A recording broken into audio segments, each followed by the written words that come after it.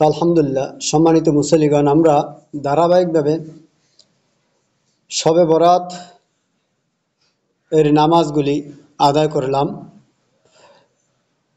এই রাত্র গুরুত্বপূর্ণ একটা রাত্র, যে রাত্র সম্পর্কে আল্লাহ রাসূল সাল্লাল্লাহু আলাইহি সাল্লাম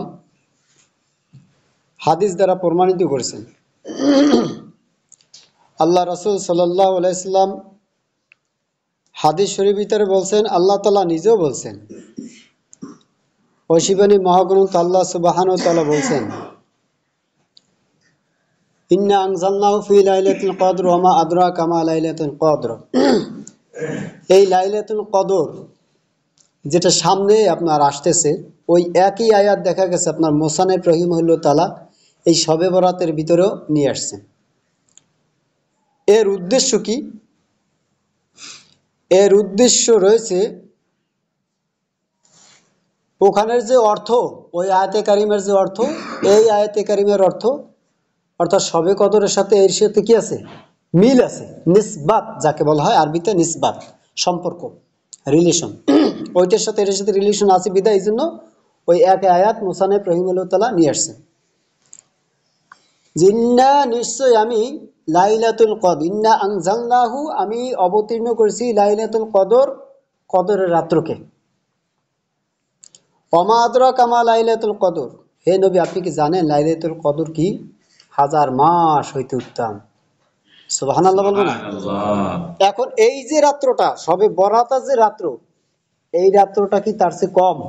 কি বলছি? ভাগ্যের রাত্র, ঠিক না? ভাগ্যের রজনী। সব মানে রাত্র, সব শব্দটা অর্থ হল আপনার ফার্সি, বরাত হলো ভাগ্য। তাহলে একত্রিত করলে হয় কি? ভাগ্যের রাত্র। আরে ওইটা জ্বালাই দাও, আলো আলো হোক, সবার ঘুম যদি থাকে তাহলে চলে যাবে ইনশাল্লাহ।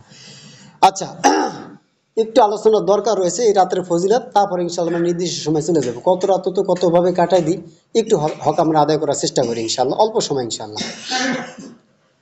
তো আল্লাহ তাআলা বলছেন যে লাইলাতুল কদরে খায়রুম মিন আলফি শাহর, 1000 রাত্র চেয়ে উত্তম। আর এই রাত্র যে তার চেয়ে উত্তম না তা না, কিন্তু তার চেয়ে আরো উত্তম যদি বলি, ইন্নামাল আমালু বিন্নিয়া, হাদিসের দৃষ্টিকোণ থেকে, তাহলে আমরা এক কথায় যত পরিমাণ নিয়ত করবো তত পরিমাণ কি পাইতেই থাকবো। এই জন্য আল্লাহ তাআলার হাবিব রাসূল সাল্লাল্লাহু আলাইহি ওয়াসাল্লাম সুন্দরভাবে বলছেন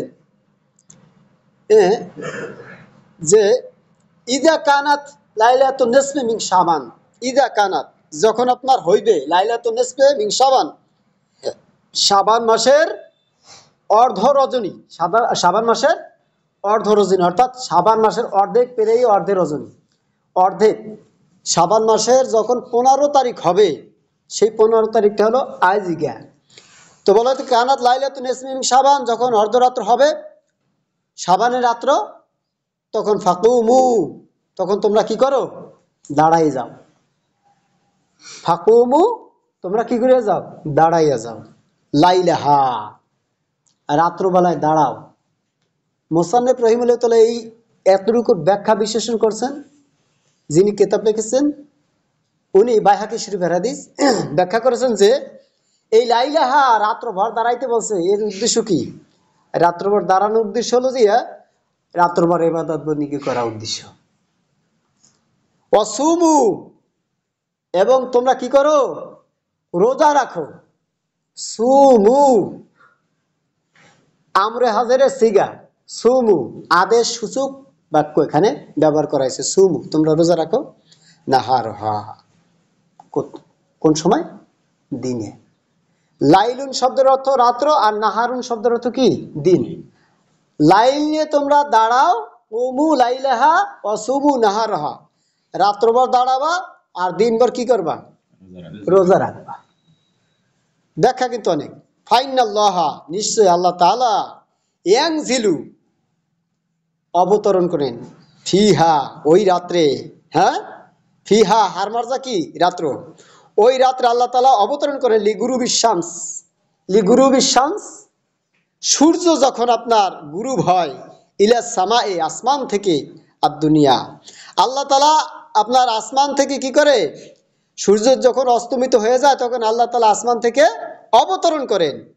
ফায়াকুল, অবতরণ করি আল্লাহ তাআলা বলতে থাকেন ফায়াকুল আলা আছো কি কেউ মিম মুস্তাগফির, হ্যাঁ মিম মুস্তাগফির ইস্তিগফারা ইস্তাগফিরু, অর্থাৎ ক্ষমা চাহানেওয়ালা কেউ কি গুনাহগার আছো এই জমিনে? কোন গুনাহগার বান্দা আছো মালিকের দরবারে ক্ষমা চাইবা? তাহলে ফাআগফিরলা, তাকে ক্ষমা করে দেবেন। সুবহানাল্লাহ, তাকে কি আল্লাহ তাআলা ক্ষমা করে দেবেন।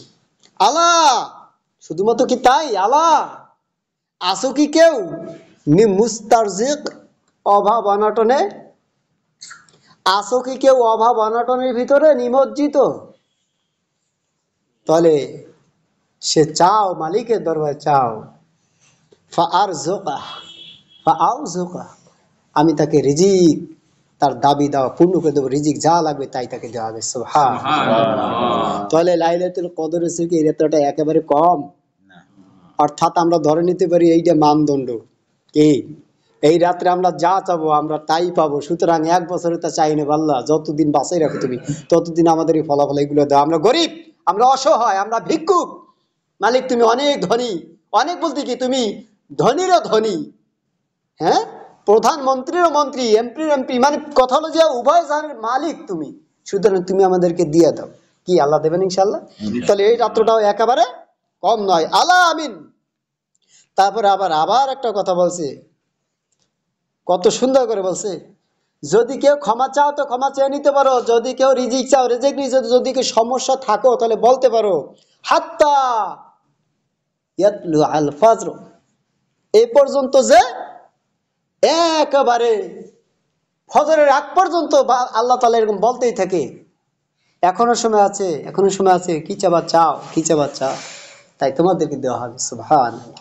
ফজর নামাজ যখন কমপ্লিট হয়ে যায় তখন আর এ দরজা খোলা থাকে আল্লাহ সুবহানাহু ওয়া তাআলা তার নিজ আসনে গ্রহণ করে চলে যায়। সুতরাং এই রাত্র পেয়ে আমরা অবশ্যই গোলামিতে নিমজ্জিত হব। মাসালা কিন্তু অনেক অনেক অনেক, এগুলো আপনাদের ধৈর্য হবে না, আমারও ধৈর্য হবে না। আমি রাত দিন 24 ঘন্টা গ্যা গ্যা করতে পারবো, আমার অভিজ্ঞতা যতটুকু আছে আমি নিজেকে মনে করি লা ফকর অহংকার হিসেবে না, এই জগতের কথোপকথন যত করবো তত আমার কাছে ভালোই লাগবে, আমার মুখ ব্যথা হবে না, একদম আল্লাহর শপথ বলেও ভুল হবে না। রাত দিন 24 ঘন্টা আমি গ্যা করবো, কোরআন নিয়ে হাদিস নিয়ে মাসালা নিয়ে, আমার মাথা একটু ব্যথা করবে না। বাজে গল্প বললে মাথা ব্যথা করবে, এটা সত্য কথা। এটা আপনাদেরও অনেক আল্লাহ যারা আপনারা আছেন আপনাদেরও হয়, এটা স্বাভাবিক। যারা খাস অলিদের মুরিদ তারা রাত দিন 24 ঘন্টা খালি জিকিরা জিকির করবে, আপনার দেখে মনে হবে একটা পাগল, কিন্তু কার পাগল? আল্লাহু আকবার, মালিকের পাগল বিধায় ওটা তার দ্বারা সম্ভব। তো যাই হোক, ব্যাখ্যা বিশেষণ অনেক, শুধুমাত্র একটু ব্যাখ্যা আমি করবো, তারপর ইনশাআল্লাহ আমরা মুনাজাত ধরবো মালিকের দরবারে, একটু হক আদায় করতে হয়। তাহলে আল্লাহ বলছে রাত্রবেলা কি করবা? দাঁড়াবা, রাত্র জাগরণ করবা, আর দিনের বেলা রোজা রাখবা। এখানে কিন্তু ব্যাখ্যা এতটুকু করবো, আপনার রোজা রাখতে বলছে একটা, রোজা রাখতে বলছে কয়টা? একটা। একটার কথা এখানে উল্লেখ আছে, 3 দিনের কথা উল্লেখ নাই, 4 দিনের কথা উল্লেখ নাই। এখন আপনাদের ভিতরে প্রশ্ন আসতেই পারে, হুজুর ছোটকাল থেকে এ পর্যন্ত আপনার কাছ থেকে যে আনসার শুনতেছি মাঝে মধ্যে, এগুলো তো আগে বড় তো শুনি নাই। শুনছেন কিন্তু হয়তোবা ইয়াদ নাই, মুখস্থ নাই, ওইটা একটু স্মরণ করে দিতেছি, অথবা কেউ শোনেন নাই, অত পরিমাণ ওয়াজ নসিহত শোনেনও না, আর অত জানেনও না। এই কারণে দুইটার একটা কারণ হইতে পারে। কিন্তু নতুন হোক পুরাতন হোক, এই কথাটা জেনে রাখবেন, কুল্লুকুম বিদআত কুল্লু বিদআতিন দালালা ওয়া কুল্লু দালালাতিন ফিন্নার। প্রত্যেকটা বেদাত হলো যে গোমরাহি, আর প্রত্যেকটা গোমরাহি হলো আপনার জাহান্নামী, বলি নাউজুবিল্লাহ। তাহলে যেই ইবাদত বন্দেগী করলে জাহান্নামী হবে সেই ইবাদত বন্দেগী করা যাবে? যেই নামাজ পড়া ফরজ সেই নামাজ পড়া আবার হারাম, আবার রাগ হলেন নাকি? যেই রোজা রাখা ফরজ, ফরজে আইন, আল্লাহ সরাসরি হুকুম, সেই রোজা রাখে আবার কি হারাম। এটা কি মিথ্যা কথা? রাগ হইলে কিছু করার আছে? কিছু করার নাই। কেননা কোন সময় কোন কারণে আমরা জানি, মহিলাদের হায়েজ নেফাসের সময় জায়েজ নাই, সম্পূর্ণটাই হারাম। যখন সে সুস্থ হবে তখন সে আবার কি করবে? এটা কাজা আদায় করবে, ঠিক না? আমাদের ভিতরেও ঠিক তদ্রূপ আলাদা জগতের কিছু বিষয়বস্তু আছে। তো এক কথা হলো যে আমাদের মহিলাদের ওই ব্যাপার গেছে, আমাদের জন্য হারাম আছে। রমজান শরীফের রোজা আছে, অবশ্যই আছে, রাখা যাবে না। যেমন অনেক দূরে সফর করছেন, অনেক দূরে সফর, পিপাসায় কাতর হয়ে যাবেন, জানিয়ে কি কাতর হয়ে যাবেন, এত পরিমাণ কষ্ট হবে, ধারও আনাইতে হবে, ওইখানে আপনাকে আল্লাহ বলছে তোমার এখন রোজা রাখা যাবে না, সমস্যা নেই, আল্লাহ নিষেধ, এখন পেশকারি করার কোনো সিস্টেম নেই, সমস্যা নেই, ওইটা আবার পরে আমি কি করব, কাজা আদায় করব। ওই আল্লাহ বলছে আবার রমজান শরীফ রোজা ফরজ আইন, ফরজ, ওটাকে রাখতেই হবে, must be real, of course তোমাকে রাখতেই হবে। এখন ওই স্থানে যদি আপনি আমি বিপরীত করি, তো কিন্তু এখানে কি কবিরা গুনাহ হইতেই থাকবে। তো যেই রোজা ফরজ সেই রোজা আবার কি হারাম, যেই নামাজ ফরজ সেই নামাজ আবার কি হারাম। এখন রাত্রেকে আপনার আল্লাহ তাআলা বলছেন, আল্লাহ রাসূল বলছে দাঁড়ায় দাঁড়ায় নামাজ পড়বা, দিনের বেলা কি করবা, রোজা রাখবা। একটা কথা বলা হয়েছে, হ্যাঁ এই স্থানে যদি আপনি আমি 3টা রই, 4টা রই, আমি বলছি কিন্তু রইতে পারবো, রইতে পারবো। কারণ শুধুই মাত্র লাইলাতুল বরাত আসলো, লাইলাতুল কদর আসলো, এই সময় গুরুত্বপূর্ণ, উরি বাবা এই সময় এই রোজা রইতেই হবে, এই 3টা রইতে হবে, 4টা রইতে হবে, এই কথাটা যেভাবে বান্দা তুমি বোঝো, যেভাবে আমি আব্দুল ওয়াল বুঝি, এই কথাটা কি সব জায়গায় বোঝার দরকার আছে কিনা বলেন? ফরজ বিধানে বলার দরকার আছে না? তো সে স্থানে তো নাই, সে স্থানে তুমি খালি। তাহলে এই স্থানে আপনার কি হবে বলেন কি হবে? গুনাহ হবে, গুনাহ হবে। এইখানে বেদাত প্রচলন করা হবে। বেদাত মানে কি? বেদাত শব্দের অর্থ প্রচলন। রাসূল সাল্লাল্লাহু আলাইহি ওয়াসাল্লাম যেটা করেছেন, সাহাবায়ে কেরাম যা করেছেন, রাসূলের মৌন সমর্থন আছে, সাহাবায়ে কেরামদের মৌন সমর্থন আছে, ওটাও বেদাত। তবে ওটা কি হাসানা, ওটা কি হাসানা, মানে উত্তম বেদাত। এই যে মসজিদটাও করা বেদাত, মসজিদটা করা কি এটাও বেদাতের অন্তর্ভুক্ত। তবে এরা বেদাত কোন ধরনের বেদাত? হাসানা, উত্তম, নিকৃষ্ট, নষ্ট, এক কথায় যার দ্বারা মানুষের কষ্ট কেলেস হবে, যার দ্বারা মানুষ কষ্ট পাবে, এই ধরনের কিছু কিছু কাজ যদি করা, যেগুলো রাসূল সাপোর্ট করে না, সাহাবায়ে কেরাম সাপোর্ট করেন নাই, ওই ধরনের কথা কি বলা হয়? বেদাত বলা হয়, প্রচলন করাকে বেদাত বলা হয়। এখন 3টা ব্যাখ্যা করলে কিন্তু অনেক করা যায়। এখন 3টা রোজা 4টা রোজা আমরা রই, সমস্যা নাই, এই কিন্তু আমি বিপরীত বলছি না, কিন্তু অবশ্যই হবেন। কিন্তু সামনে আসতেছে কি মাস? রমজান মাস, ওইটা কিন্তু আপনার জন্য ফরজ। আল্লাহ বলছেন তুমি যদি ওই 3টা রোজা সওয়াব আছে, তোমার অনেক সওয়াব আছে, না রইলে জানি রাখো তোমার গুনাহ নাই। এখন এইখানে পেশ করে মারাই আমরা সুন্দরভাবে এইখানে জন্মের রই, রমজান আসলে বার পেট ভরে রাক্ষসের মতন জনমের খাওয়া খাই, দিনে দুপুরে রাত্রে। পোলা একটা আছে একেবারে পটলের মতন, মানে পটকার মতন পেটটা এত বড় বানায়, বিশাল বড় একটা পেট। ওই যে মাঝে মধ্যে বলি মশা পড়লে পরে এইরকম করে চুলকাইতে হয়, এত বড় পেট। হ্যাঁ ওই পেট লই যখন চলে তখন ওইখানে ঘুষি দিতে হয় না, রোডে গাড়ে সিগারেটটা তুই টানছিস, কত বড় সাহস, ওইখানে বাম হাত দিয়ে একটা কই সেটা শর্ট দিতে হবে, শর্টটা দিচ্ছেন। হলো কি, আমার সন্তান উপযুক্ত আলবুলুক পৌঁছতে বালা, সে উপযুক্ত বয়স হয়েছে, সে আপনার রমজান শরীফ ফরজ সে রাখতেছে না, আর আপনি আমি রোজা রাখি, বাবা হইয়া রোজা রাখি, তাহাজ্জুদ নামাজ পড়ি, আবার একদিনও কি ছাড়ি না, তো তারাবি ছাড়ি না, কোনো ফায়দা হবে না, কোনো লাভ হবে না, ওই ইবাদত বন্দেগী করার কোনো ফায়দা হবে না। এটা আমার আপনার বাপ দাদার পৈতৃক সম্পত্তি নয়। জান্নাত জাহান্নাম আমি বলে দিলাম, আপনি জান্নাতি, আপনি জাহান্নামী, এই পৈতৃক সম্পত্তি না আপনার আমার। কোরআন হাদিসের কথা তাই বলা হইতেছে। সুতরাং এই স্থানে আপনার আমার আমল করতে হবে, আবার সন্তানকেও আমল করানোর কথা বলতে হবে। যদি সন্তান আপনার ডান থিয়া বামে চলে যায়, তাহলে জহরাল ফাসাদা ফিল বাররি ওয়াল বাহরি বিমা কাসাবাত আইদিন নাস, ওটা ওর হাতের কামাই, এটা আপনার ধরপাকড় করবেন না। কিন্তু এইগুলি আপনি করছেন কিনা, এগুলি আপনি বলছেন কিনা। এখন আবার দেখা গেছে এদিকে আবার কিছু কিছু ঘটনা ঘটে, সন্তান আপনার অনেক দূরে চাকুরি করে আসছে, আহারে জানিং করে আসছে, এই ওরে ডেকো না, এই দেখো না, স্বামী বলতেছে স্ত্রীকে, এই ওরে ডেকো না, আবার পক্ষান্তরে আবার স্ত্রী স্বামীকে বলে এটাই কোনো, এরকম হয় না, একটু ঘুমাইতে দে, কষ্ট করে আসছে। আরে তুমি মা হইয়া 10 মাস 10 দিন পেটে ধারণ করে সন্তানকে তুমি তো জবাই দিতেছো, তুমি কেমন মা? তুমি রাক্ষসিনী মা, তুমি গুক্কু সাপ, তুমি কালনাগিরি সাপ, তুমি তো তোমার সন্তানকে সবল মারছো, তোমার সন্তানকে ধ্বংস করছো। তুমি কেমন মা হইলা, কেমন বাবা হইলা? তুমি তো ভাড়াটি একটা পেটে ধারণ করছো মা, তুমি মা, এই পেট ভাড়াটি হিসেবে তুমি সন্তানকে ধারণ করছো, এটা ভাড়াটি একটা পেট। তুমি কি মনে করছো ওই সন্তানই তুমি বাবা, তুমি গার্ডিয়ান, আমি বাবা, আমি গার্ডিয়ান। ওই সন্তান কিয়ামত দিবসে আপনার আমার জন্য আপিল দাঁড় করবে আল্লাহর কাছে, আল্লাহ আমি তো সন্তান ছিলাম, উনি তো আমার বাবা ছিল। বাবা কাকে বলা হয়, সন্তান কাকে বলা হয়? সন্তান তো সন্তানই, সে তো বুঝবে না। তাকে তো বুঝানোর জন্য সে বাবা তৈরি হয়েছে নাকি? সে বাবা তো বোঝে, সে বাবা তো অনেক মাহফিলে গিয়েছে, অনেক বয়ান, অনেক ওয়াজ, অনেক নসিহত শ্রবণ করছে। তো সে তো আমাকে কোনোদিন বলেন, বরং সে কি বলছে, জানি করে আসছে, কষ্ট হয়েছে, তারে ঘুমাইতে দাও, ডিস্টার্ব করো না। এই আমার সন্তানের এখন উপযুক্ত সময় হয় নাই, ও আরো বড় হইলো, কি বলে না, 17, 18, 19 বছর হয়ে গেছে, তার মনে হয় ওই লজ্জাজনক পানি বোধহয় তার ভিতরে আসে নাই। হ্যাঁ, কথা বলতে কিন্তু একটু তিতে তিতে লাগবে, কিন্তু আসলেই লক্ষ্য করে দেখেন, ওইটা আপনি ওই সন্তানকে আপনি ক্ষতিগ্রস্ত করলেন, আপনি বাবা হইয়া নিজের সন্তানকে জব করে দিলেন, ওই সন্তানই আপনার জন্য জবর জন্য প্রস্তুত হয়ে গেল। আখেরাতেই আপনার ওই সন্তান বিশাল বড় আপনার জন্য উপকারী নয়, ক্ষতিকর বস্তু হয়ে দাঁড়াবে। সুতরাং ব্যাখ্যা বিশেষজ্ঞ অনেক। ইবাদত বন্দিকে আমরা করব, 3টা রোজার কথা ওখানে বলেন নাই, আল্লাহ বলছেন কয়টা? একটা। রাসূলের হাদিস স্পষ্ট কথা। এখন এই 2-3টা আমরা পাইলাম কোথায়? কিছু কিছু জিনিস আছে কি জানেন, যদি বলি তাহলে আপনার অন্যদিকে চলে যাবে, কিন্তু মাইন্ডেড এখানে কিছু নয়, কোরআন হাদিসের আলোকে কথা বলবো। গারে কার বাঁচবে না বাঁচবে, আমারও বাঁচতে পারে, কি ঠিক না? কিন্তু কোরআন হাদিসের কথা বলতে হবে।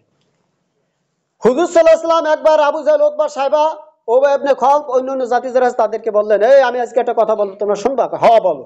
মোহাম্মদ শোনো না মানে বিশ্বাস করবা? এই বিশ্বাস করবো না মানে, তুমি তো আলামিন, সত্যবাদী, আরে আমরাই তো তোমাকে উপাধি দিয়েছি, সত্যবাদী উপাধি তোমাকে দিয়েছি, বিশ্বাস করবো না মানে? তাহলে জানিয়ে রাখো, পাহাড়ের এই পাশে কিন্তু এরকম শত্রু আছে, তারা আক্রমণ করবে, তাই নাকি? হ্যাঁ, তাহলে সতর্ক হয়ে যেতে হবে। তো যদি তাই বিশ্বাস করো, তাহলে এই কথাও বিশ্বাস করো, তোমরা যা কিছু করছো এই মুহাম্মাদের দলে কাজ করতেছো না, আবু জাহেলের দলে কাজ করতেছো, অর্থাৎ আবু জাহেল নিকৃষ্ট, আমার আল্লাহ এক এবং এক, এই কথা তোমরা শ্রবণ করো, মানো। সাথে সাথে বিপরীত হয়ে গেল। হ্যাঁ, এই কথা কে মানতে পারলাম না, মুহাম্মদ তুমি ধ্বংস হয়ে যাও, ওই লাখ তাব্বাত ইয়াদা আবি লাহাবিউ ওয়া তাব। তখন আল্লাহ তাআলা এই সূরা অবতীর্ণ করলেন, এই আবু তালেব, এই তুইও ধ্বংস হয়ে যা, আর তোর স্ত্রী যে নাকি কাষ্ঠ জোগাড় করেছিল, ইন্ধন জোগাড় করেছিল এরকম ভাবে আগুন জ্বালানোর জন্য, কুটনি, ওইটাও ধ্বংস হয়ে যাও।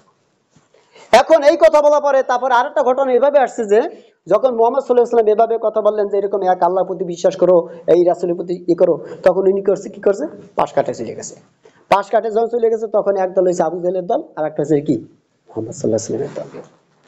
এখন ঠিক ওই সেম সেম কোয়ালিটির কথাগুলো যদি আমি বলি, তাহলে আপনার আমার গায়ে বাদ বেড়াই স্বাভাবিক, কিন্তু না, বিশ্লেষণ বেশিটা করবো না, যেহেতু যদিও বা রাত্র জাগরণ করতে হবে, তো আমাদের ওই কথাটি লক্ষ্য করতে হবে, ফলো করতে হবে, যে রাত্র ভর ইবাদত বন্দি করলাম, ফজর নামাজ আদায় করলাম না, তাহলে ইবাদত বন্দি কোনো ফায়দা হবে না, হবে না, হবে না, হবে না।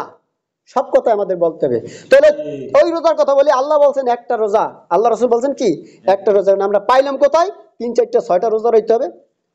এই একটা বানোয়াট কথাবার্তা। এই 6টা রোজা তুমি এখন বাবা, আর বাকিগুলো তোমার রাতে মানা করছে কেটা? বছর ব্যাপী রোজা তুমি রাখো, তোমার সমস্যাটা কি আছে? এখন এইটাই তুমি রাখবা, এই প্রচলন নিয়ে আসছে, কয় কি বাপ দাদা থেকে, ওই যে সেই কথা, বাপ দাদা থেকে আমরা এইগুলি করে আসতেছি, আর এখন মুহাম্মদ সাল্লাল্লাহু আলাইহি ওয়াসাল্লাম কথাটা কইল কি, তাহলে কি আবু জাহেলের দল হয়ে যেতে হবে, কথা ঠিক কিনা?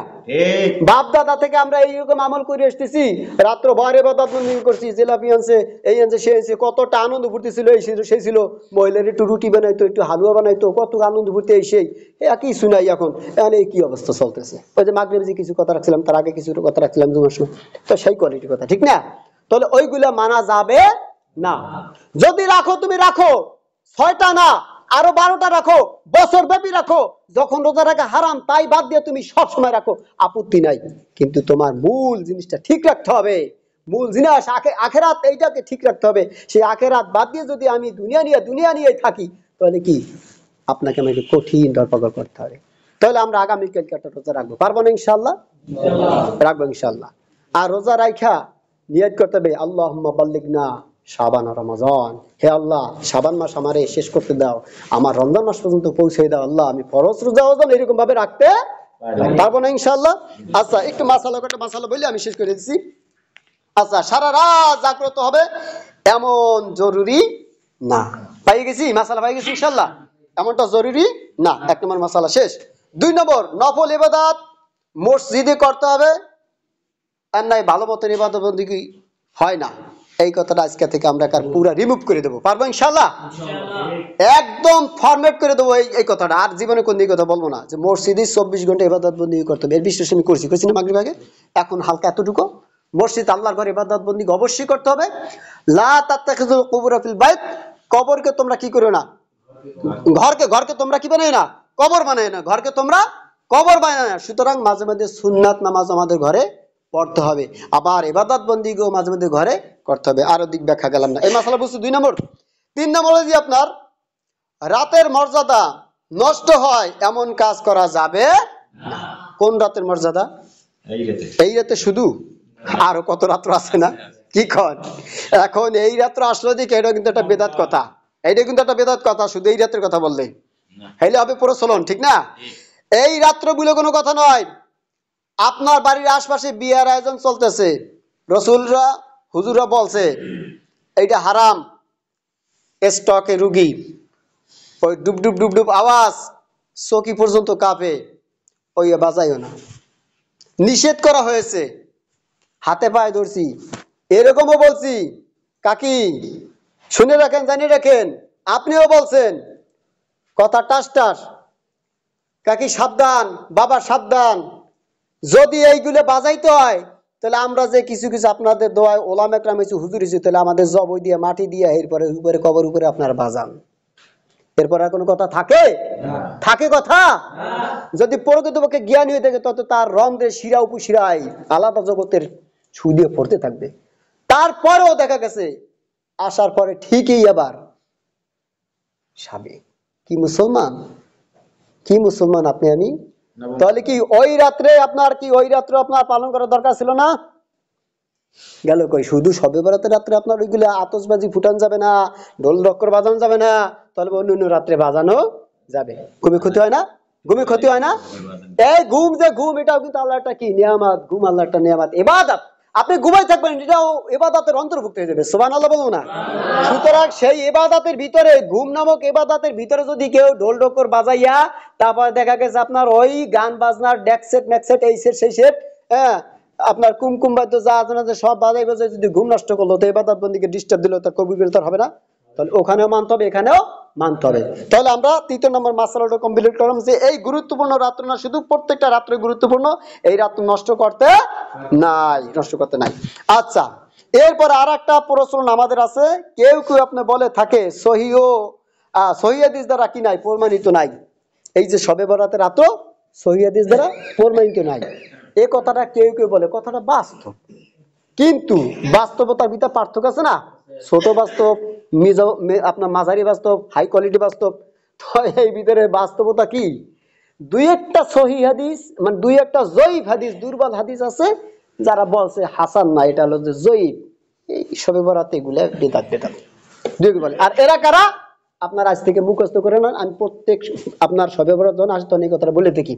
এরা হলো আলে হাদিস নামক, না আলে হাদিস না আলে হদস, আলে মুখস্থ না হলে কি হদস, অর্থাৎ নাপাক গোষ্ঠী। ওই নাপাক গোষ্ঠী যারা, ওরা এইগুলো কইয়ে থাকে। কিন্তু সহি হাদিস দ্বারা অনেক প্রমাণ আছে এই শবে বরাতের রাত্র। তো ওরা সহি হাদিস গুলো বলে না, ওরা কি বলে জয়ীফ হাদিস গুলো, তার মানে ওরা নাপাক গোষ্ঠী। তো যাক, এই জন্য এই সমস্ত যারা আছে কুলাঙ্গার মার্কা যারা আছে, স্পষ্ট ভাষা, ওদের থেকে সাবধান থাকবেন। গোলামি করবো কার? গোলামি না করলে শাস্তি দেবে কে? তো আপনি দেওয়ার কে? আমি দেওয়ার কে? আমি যদি বাড়াবাড়ি করি ইসলাম নিয়ে, আপনি আমার বুঝাইতে পারবেন বাবা এই পথে এই পথে, কিন্তু আপনি জাহান্নামী জান্নাতি কইয়ে দেবেন, এত বড় দুঃসাহস দিলে কেটা করে? যাই হোক, অধিকার যাব না, আলহামদুলিল্লাহ। আমরা এরপর আপনার নফল ইবাদত করা, এই রাত্রে একটু কিছু কিছু নিয়ম পদ্ধতি আছে। নফল ইবাদত আমরা এটা করে ফেলেছি, অলরেডি করছি ইনশাআল্লাহ, অলরেডি করে ফেলেছি। এখন যেটা করতেছি সেটা হইতেছে, আমরা এখন এই তো অল্প সময়তে মোনাজাত দিয়ে দেবো। 1 নম্বরে কি নফল ইবাদত বন্দেগী করা, 2 নম্বরে কি করতে হবে? দোয়া করতে হবে। আমরা দোয়া করবো ইনশাআল্লাহ। তারপরে দিনে নফল রোজা রাখা। দিনে নফল মানে এই শবে বরাতের একটা হক আছে না, সেই হকের কথা বলতেছি। দিনে বেলা আমরা আগামীকালকে রোজা রাখবো ইনশাআল্লাহ, পারবো তো ইনশাআল্লাহ? আচ্ছা, আলহামদুলিল্লাহ। কড়াকড়ি কথা না, রাখলে ভালো, আলহামদুলিল্লাহ, না রাখলে গুনাহ নাই, তবে ইনশাআল্লাহ চেষ্টা করবেন, ফজিলত আছে অনেক। আচ্ছা, সামনে ফরজের দিক তাকে নেবেন। আচ্ছা, ব্যাপক আয়োজন ছাড়া কবর জিয়ারত করা, এই রাত্রে একটা কি ফজিলত, এই রাত্রে একটা ফজিলত। ব্যাপক আয়োজন করা যাবে না, তাহলে বেদাত হবে। মানে বিশাল আকারে আয়োজন করে উঠে একেবারে সেই ওই ভিতরে আবার দেখা গেছে বাজে কোথাও হয়, অনেক কিছু হয়, এই জন্য ওইটাকে বেদাত বলে। আর শুনে না ওই জন্য না। তো অল্প সামান্য নিয়ে আমরা কবর জিয়ারত করতে পারি। এরপরে আপনার দেখা গেছে এই রাত্রিবেলা আপনার দেখা গেছে ইবাদত বন্দিগি করার পূর্বে গোসল করা, এটা হাদিস দ্বারা আছে। সহিহ হোক আর জয়ীফ হোক, হাদিস দ্বারা প্রমাণ আছে। যদি কেউ করে আলহামদুলিল্লাহ, না করলে তারা ধাক্কা দিকে এই কর, তাকে তো কর, অত বাড়াবাড়ি করার দরকার নাই। আচ্ছা, তারপরে আরো কিছু কিছু বিষয় আছে যা করে আপনাদের ধৈর্য হবে না, এখন আমরা মোনাজাত করবো। তবে এতটুকু কথা বলি, যা কিছু কইলাম আপনারা কি আবার রাগ হইলেন নাকি আমার পর? রাগ হয়েন না। এই যে যেটুক সময় আমরা ব্যয় করলাম, এই সময়টুক ফেরেশতারা ভিডিও করতেছি, এটা কি বিশ্বাস হয়? ইনশাল্লাহ। এই মোবাইলের মাধ্যমে যদি সেকেন্ডের ভিতরে হ্যালো কই, আপনার এই নেয়াবানল কোথায় কোথায়, সৌদি আরব কোথায়, এদিক সেদিক সব সেকেন্ডের ভিতরে যদি কইতে পারি, এইটা যদি সত্য হয়, দেখে দিয়ে কথা কইতে পারি, ভিডিও করে করে যে আপনাদের তুলতে পারি, এইটা যদি সত্যি হয়, তো সে মালিকের মালিক, মালিকের মালিক আল্লাহ সুবহানাহু ওয়া তাআলা, তবে তিনি ফেরেশতাদের মাধ্যমে যে ভিডিও করতেছেন, এইদিকে মিথ্যা হবে?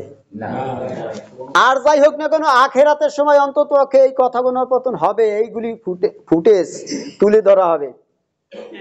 আমরা যে যে অবস্থা আছে এইগুলি ফুটেজ কি তুলে ধরা হবে, সব কিছু ডিটেলস ভাবে আল্লাহর কাছে ব্যাখ্যা বিশ্লেষণ ভাবে চলে যাবে ইনশাআল্লাহ। তাহলে আমরা বেশি রাত্রভর ইবাদত বন্দেগি হবে কি? যথেষ্ট হয়েছে না? হয়েছে না? যা করছি যথেষ্ট হয়েছে, শুধু এতটুকু। আরো যদি কেউ করতে চান, তাহলে যার যার ঘরে যাইয়া সুন্দরভাবে ইবাদত বন্দি করবেন।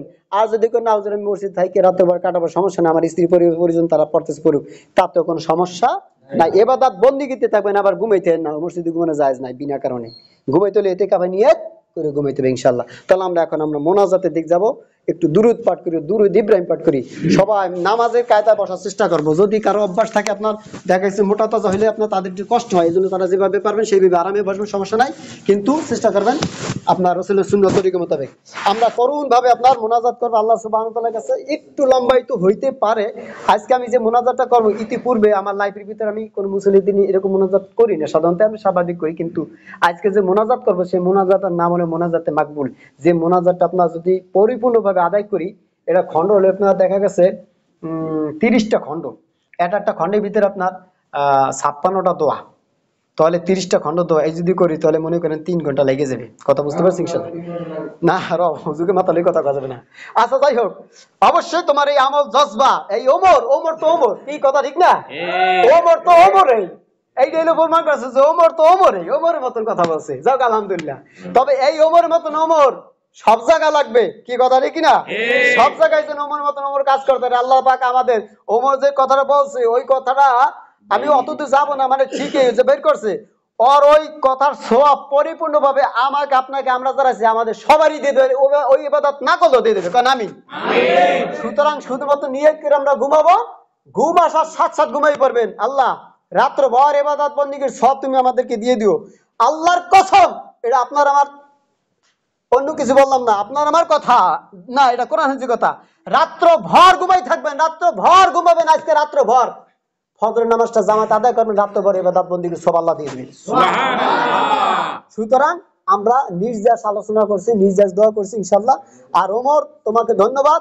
অবশ্যই ইনশাআল্লাহ তুমি এই সিস্টেম জানি না, তুমি আল্লাহ নামে আগাই দিও, রাত্রভর আমাকে জন্য দোয়া করতে থাকো। আর আমরা ইনশাআল্লাহ ওই 3 ঘন্টা যাব না, আমরা মাত্র একটা খন্ড আদায় করব, 56টা দোয়া আদায় করব। আর এই পাশে আর একটা খন্ড আছে, এই খন্ডটা সর্বমোট একটু টাইম বেশি লাগতে পারে, তবে 3 ঘন্টার দিক যাবই না, সর্বোচ্চ 1 ঘন্টা লাগতে পারে। যদি কারো দেন হাত ব্যথা হয়ে গেছে, পা ব্যথা হয়ে গেছে, তাহলে ক্ষমা সুন্দর দৃষ্টিতে দেখবেন। আপনি আস্তে আস্তে এসে জিলাপি কিনতে নিয়ে চলে যাবেন, আমাকে কোনো আপত্তি না। এই কথা ঠিকই না? বাস, কিন্তু আপনার জন্য দোয়া চলতেই থাকবে ইনশাআল্লাহ। অন্তত এই দোয়া হবে। ইসকা নাম কি? মোনাজাতে মাকবুল। তার মানে কি?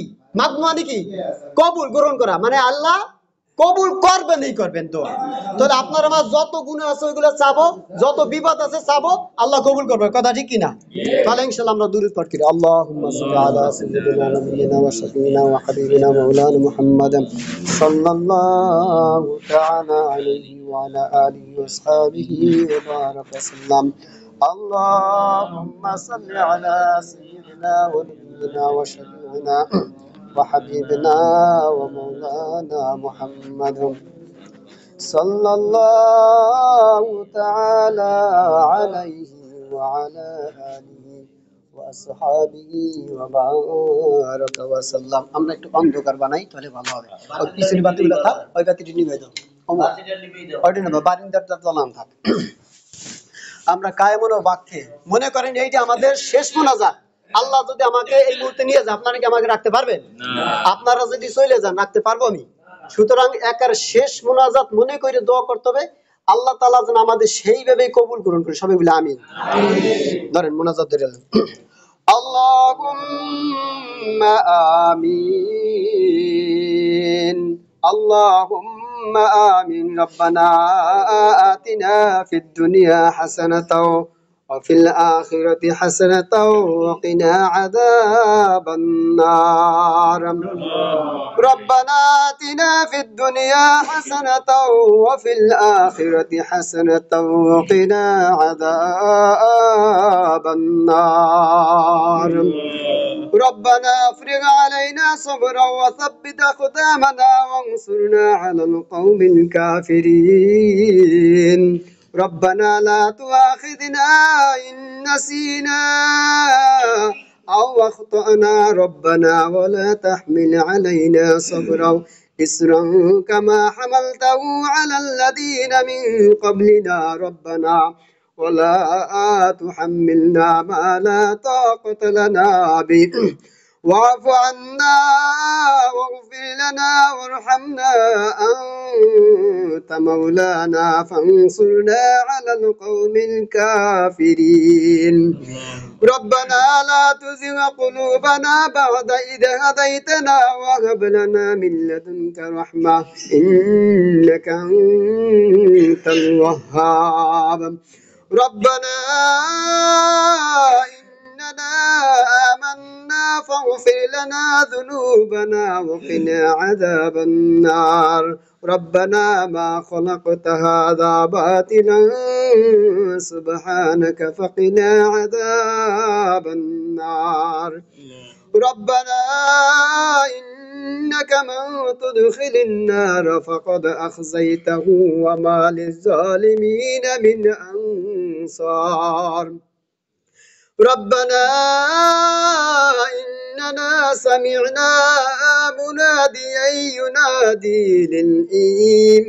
للإيمان أن آمنوا بربكم فآمنا ربنا فاغفر لنا ذنوبنا وكفر عنا سيئاتنا وتوفنا مع الأبرار ربنا وآتنا ما وعدتنا على رسلك ولا تخزنا يوم القيامة إنك لا تخلف الميعاد ربنا ظلمنا أنفسنا وإن لم تغفر لنا وترحمنا لنكونن من الخاسرين ربنا أفرغ علينا صبرا وتوفنا مسلمين أنت ولينا فاغفر لنا وارحمنا وأنت خير الغافرين ربنا لا تجعلنا فتنة للقوم الظالمين ونجنا برحمتك من القوم الكافرين فاطر السماوات والأرض أنت ولي في الدنيا والآخرة توفني مسلما وألحقني بالصالحين رب اجعلني مقيم الصلاة ومن ذريتي ربنا وتقبل دعاء ربنا اغفر لي ولوالدي وللمؤمنين يوم يقوم الحساب رب ارحمهما كما ربياني صغيرا رب ارحمهما كما ربياني صغيرا ربي أدخلني مدخل صدق وأخرجني مخرج صدق واجعلني من لدنك سلطانا نصيرا ربنا آتنا من لدنك رحمة وهيئ لنا من أمرنا رشدا رب اشرح لي صدري ويسر لي أمري واحلل عقدة من لساني يفقه قولي وبك نستعين يا مستعان رب زدني علما رب زدني علما رب زدني علما أني مسني الضر وأنت أرحم الراحمين رب لا تذرني فردا وأنت خير الوارثين رب أنزلني منزلا مباركا وأنت خير المنزلين رب أعوذ بك من همزات الشياطين وأعوذ بك رب أن يحضرون ربنا آمنا فاغفر لنا وارحمنا وأنت خير الراحمين ربنا اصرف عنا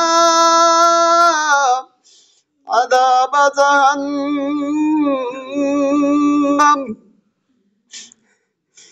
ربنا اصرف عنا عذاب جهنم إن عذابها كان غراما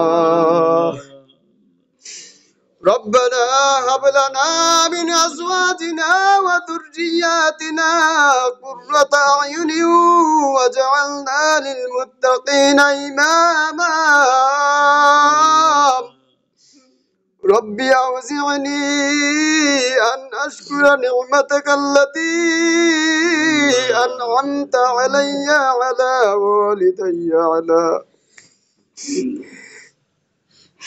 والدي وأن أعمل صالحا ترضاه أدخلني برحمتك في عبادك الصالحين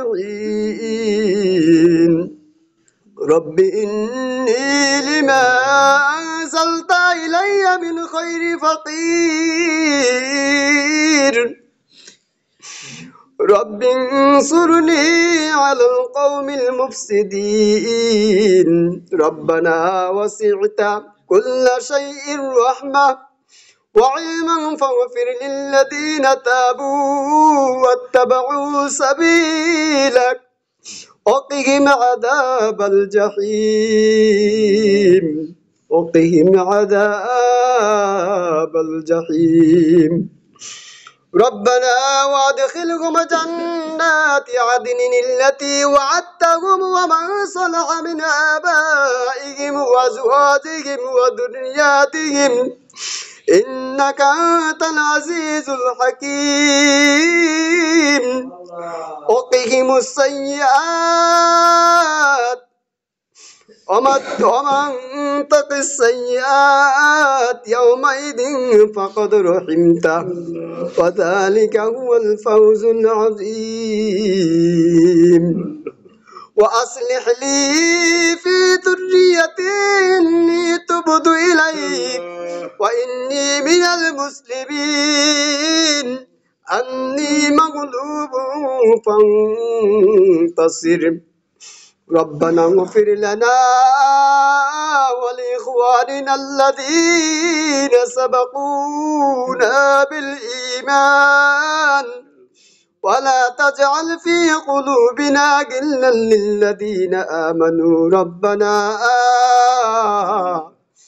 إنك رؤوف رحيم ربنا عليك توكلنا وإليك أنبنا وإليك المصير ربنا لا تجعلنا فتنة للذين كفروا واغفر لنا ربنا إنك أنت العزيز الحكيم ربنا أتمم لنا نورنا واغفر لنا إنك على كل شيء قدير رب اغفر لي ولوالدي ولمن دخل بيتي مؤمنا والمؤمنين والمؤمنات اللهم اغسل خطاياه بماء الثلج والبرد واتق قلبي من الخطايا كما ينقى الثوب الأبيض من الدنس وباعد بيني وبين بيني وبين خطاياي كما باعدت بين المشرق والمغرب اللهم آت نفسي تقواها وزكها أنت خير من زكاها أنت وليها ومولاها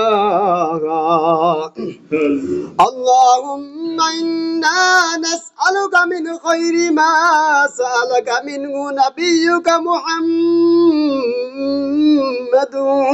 صلى الله عليه وسلم إنا نسألك عزائم مغفرتك ومنتجبات أمرك إنا نسألك عزائم مغفرتك ومنجيات أمرك والسلامة من كل إثم والغنيمة من كل بر والفوز بالجنة والنجاة من النار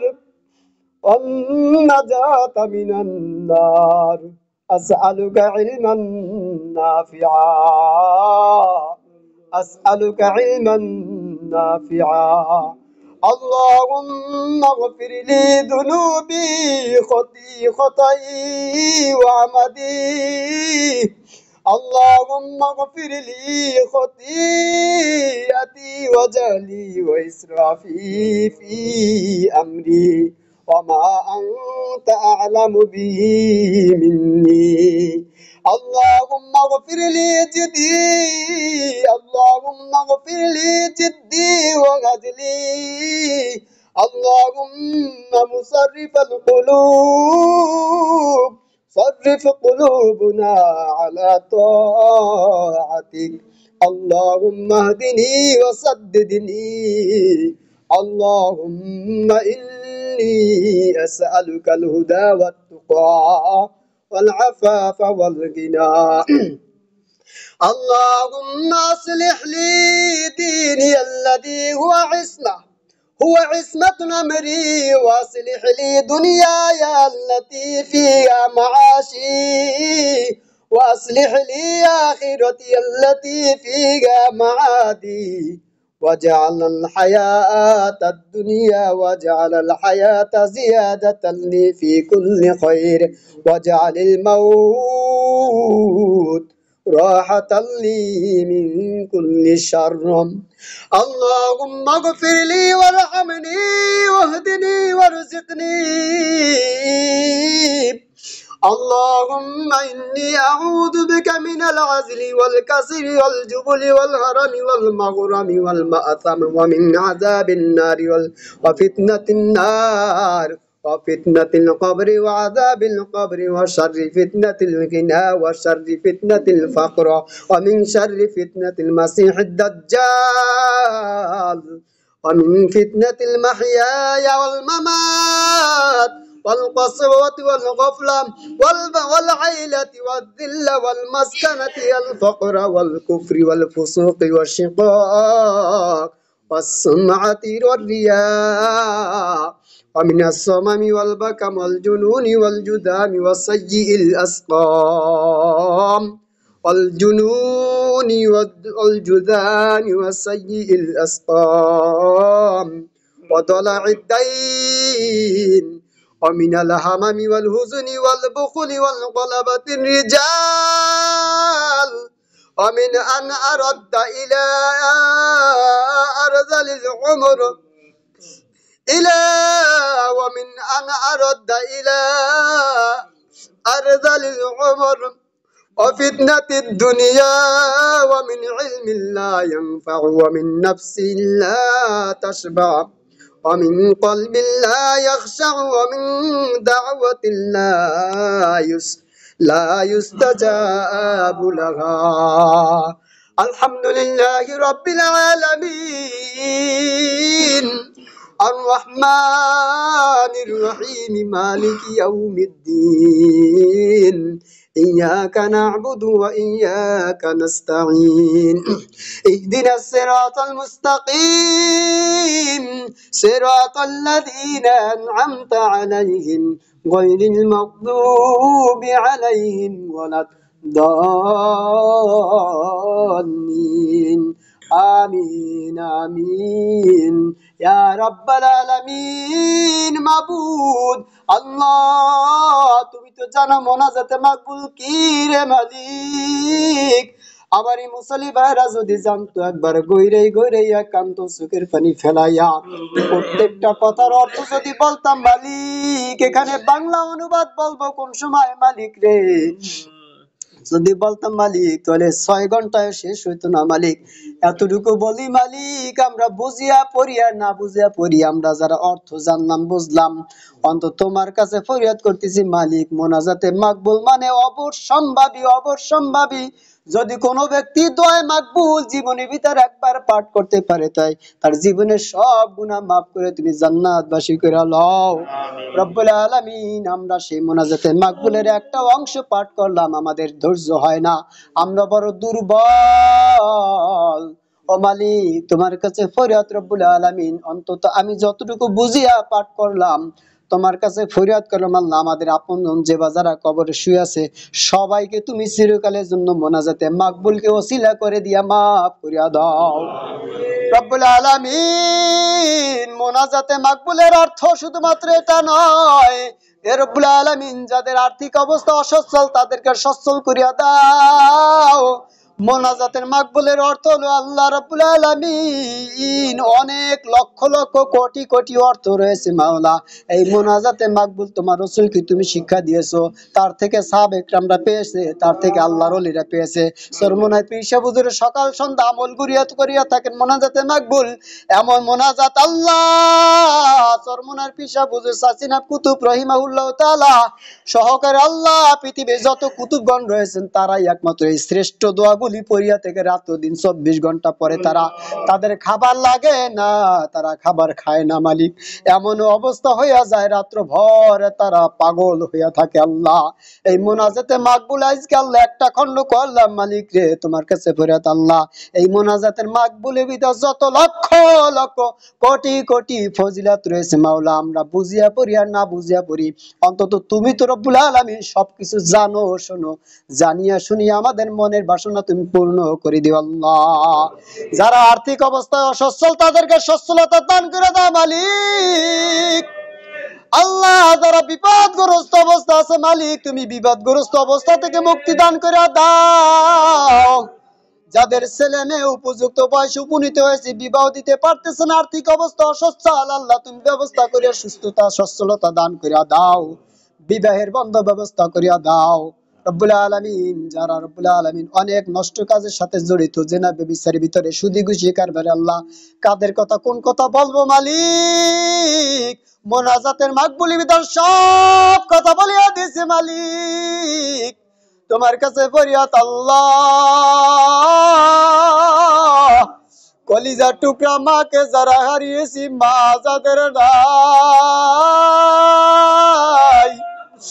বাবা যাদের নাই বাবা বলিয়া ডাক দিতে পারি না ও মালিক তোমার কাছে ফরিয়াদ ওই বাবা কত কষ্ট পায় না ধরলে কত কিছু টাকা পয়সা না থাকলেও বাবা ধার করিয়া চালাইছে মায়ের কাছে পায় না ধরেছি যখন যাচ্ছি মা না বলে নাই মা সাথে সাথে সন্তানের আশা পূর্ণ করিয়া দিছে। ওই মাকে কত লাথি মেরেছি, কত আঘাত দিয়েছি, কত গালিগালাজ করেছি মালিক, মা জননী কষ্ট পায় নাই, ওই মা যাদের নাই, ওই কলিজার টুকরা মা যাদের নাই, আল্লাহ আমি আমার মায়ের কথা স্মরণ করলাম, আমার মায়ের চেহারা কেমন ছিল আমার মনে নাই মালিক। আমি মানুষের কাছে শুনিয়াছি 2.5 মাস নাকি বয়স হয়েছিল আমার, এমন তো অবস্থা মা চলে গেছে। আল্লাহ আমার বাবাও এমন বর্ণনা দিয়েছে মালিক, আমার কাকি এমন বর্ণনা দিয়েছে। আল্লাহ তুমি ভালো জানো কতদিনে আমার মা চলে গেল। আমি তো আমার মায়ের কথা স্মরণ করি না রে মালিক, আমার মায়ের কথা একদম ভুলে গেছি, আমার মায়ের কথা আমার স্মৃতিতে নাই। আমার এই যে মা রয়েছে, আমার এটাই মা, এটাই মা, এটাই আমার মনে পড়ে। কিন্তু প্রকৃতপক্ষে মায়ের যে আদর ভালোবাসা মালিক, যাদের মা আছে তারা কত ভাগ্যবান, মায়ের আদর ভালোবাসা কত ভালোবাসা। ওই মা যাদের নাই, কত কষ্ট করিয়া লালন পালন করিয়া যারা চলে গেছে, ওই মাকে তুমি নিজ জিম্মায় কোলে করিয়া মাফ করি আল্লাহ। রব্বির হামহুমা কামা রাব্বায়ানি সগীরা রব্বির হামহুমা কামা রাব্বায়ানি সগীরা। আল্লাহ রাব্বুল আলামিন যা কিছু চাইলাম মাওলা তুমি আমাদের সবাইকে দান করে দাও। আমি 30 সেকেন্ড টাইম দেব আমার মুসল্লিদের কাছে। আল্লাহ যার যা চাওয়ার আছে চেয়ে নেন আল্লাহর কাছ থেকে, সবাই মনে মনে হোক জোরে জোরে হোক, আল্লাহর কাছ থেকে চেয়ে নেন। 30 সেকেন্ড টাইম দেওয়া হলো।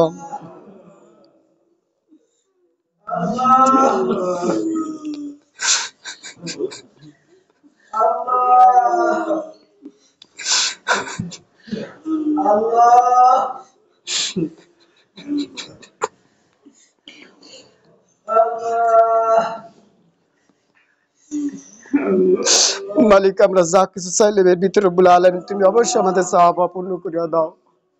মালিক আমরা গুনাহগার, আল্লাহ তুমি গফফার, তুমি গফুর, তুমি রহমান, তুমি রহিম।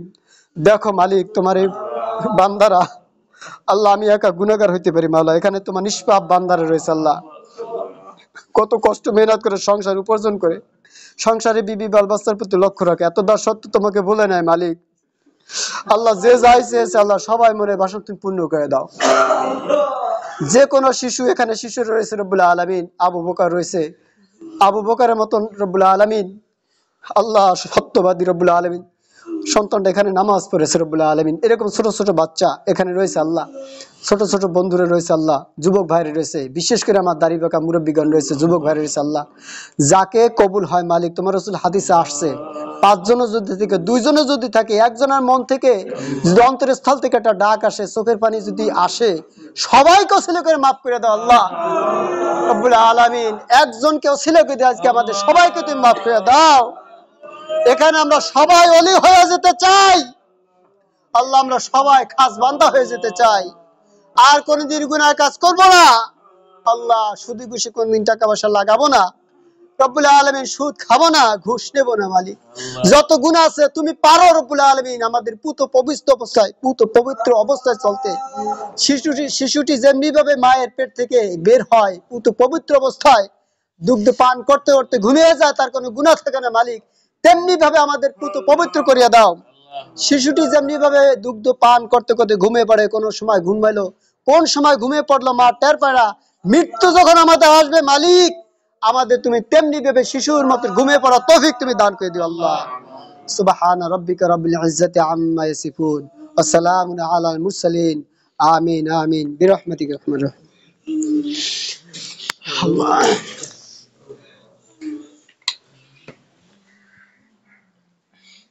একজনই করেন এগুলি দেন।